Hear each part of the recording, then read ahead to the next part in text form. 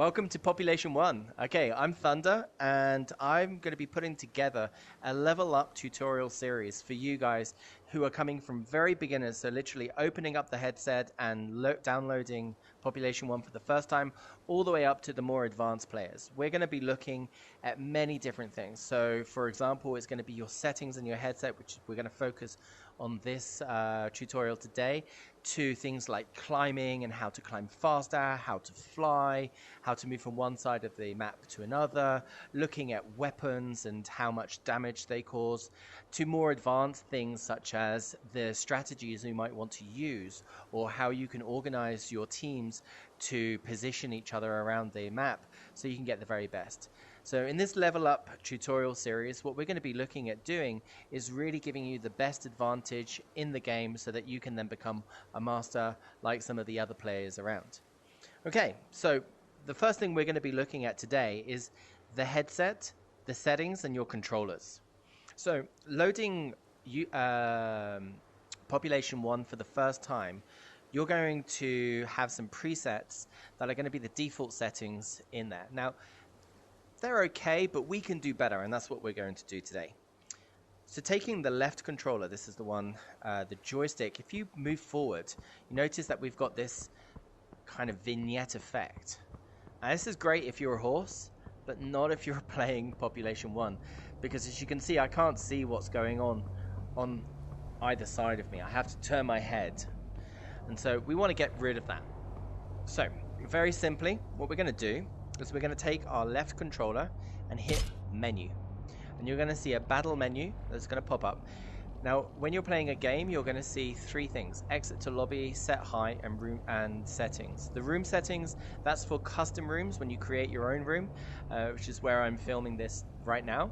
So you're not going to see that one, but you're going to see the other three. We're going to hit settings down at the bottom and then go to locomotion. So as we can see here, we've got this locomotion menu set up here, and there's a preset: comfortable, intermediate, immersive. We're going to choose our own settings. Notice that comfort vignette, that's all the way on high, so we want to knock that right off and get rid of it. Let's go back. You can see now we can see absolutely everything around us in the map.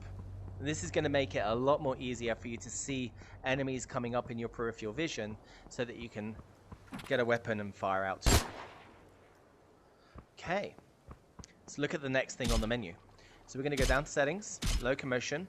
We're going to see here that we've got dominant hand set at right. Now for me, I'm right-handed, so that's great. I'm going to just leave that set up.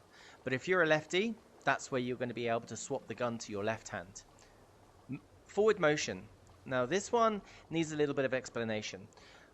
Your left joystick is going to be what tells you to go forward, backwards, left, and right. That's when it's at hand relative. So the hand is going to be controlling your direction. Head relative, on the other hand, is your head. So as I go back, I'm going to push forward on my left controller. So I'm going to go forward, but I'm going to turn my head. Notice that I start walking forward in the direction that my head is facing.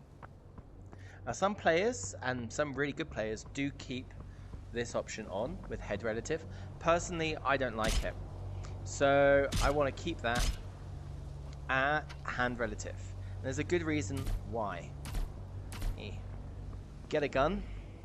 So I'm going to choose, let's say, the CX4 here. So as I'm running and I get shot from the side, I want to go in this direction, but I'm being shot from over here. I want to be able to return some fire.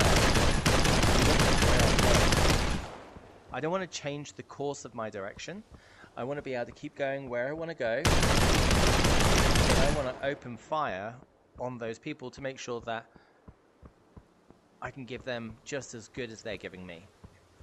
Okay.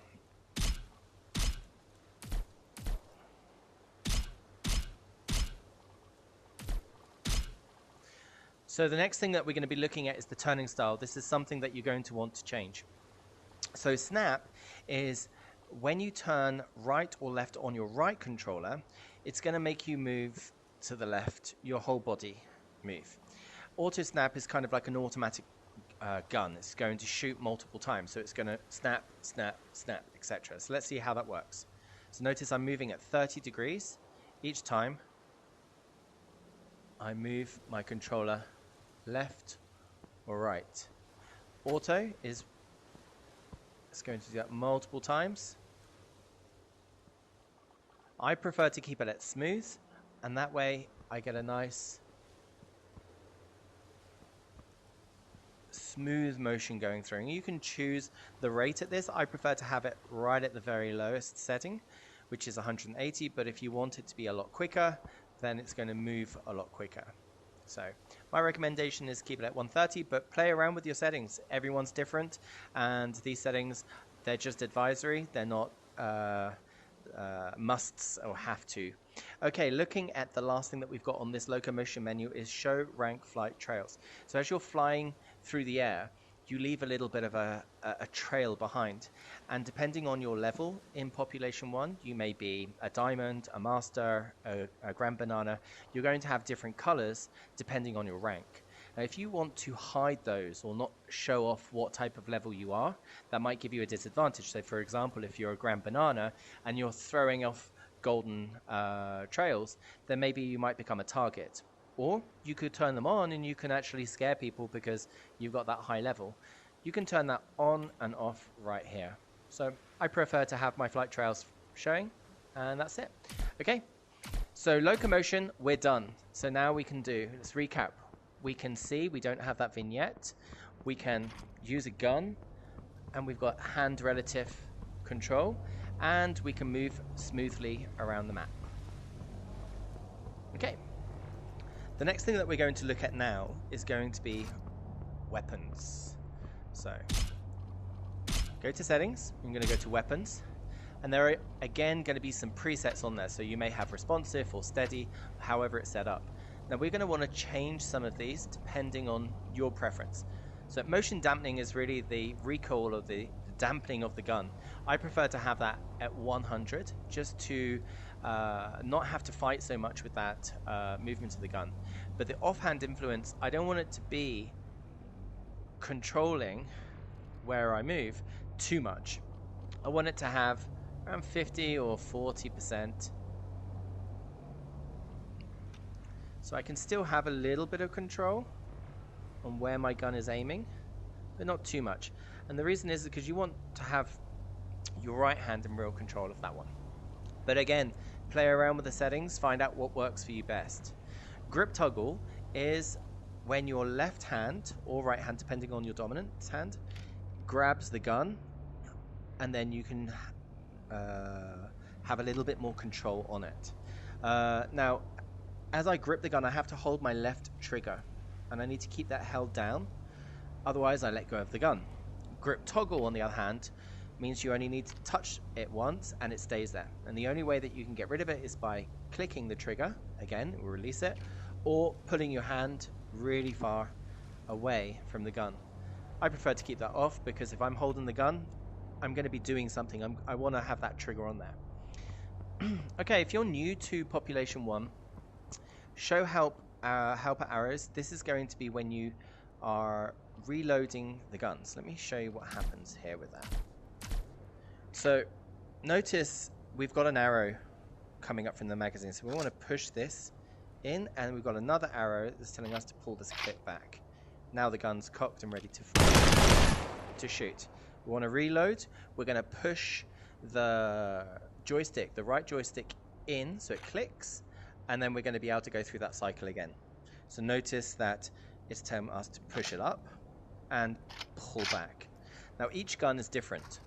So notice, well, Uzis, you are going to spin them, and they're both going to, they're then going to reload. But let's have a look at a Magnum. A Magnum, we're going to need to push the bullets into the barrel, and then we're going to have to slide the barrel into the gun itself, and then we can shoot. Let's have a look at another gun. So for example, we've got the S85. S85, we've got a little magazine here. We're going to pull that up, and then we're going to pull, let's click back.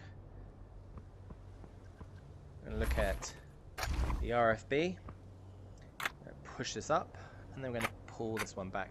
Now, if you want to have those guides on, which I recommend. Let's go back to weapons. I would recommend keep the helper guides on.